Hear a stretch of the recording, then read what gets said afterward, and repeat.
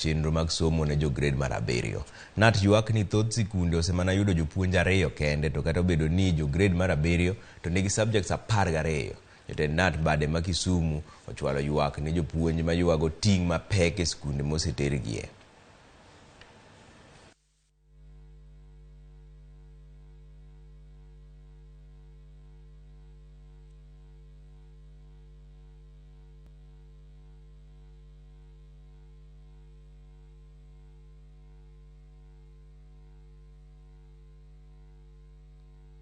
Nyaka nyo sikunde yao ne junior secondary schools. Sikunde poko do jopuonj kako nego tim.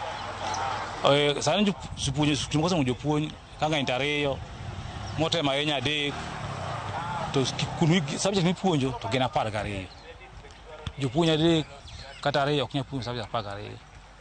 Mano en wuon tok malach ma ok da ko yie. Jonyuol mondo wuog oko.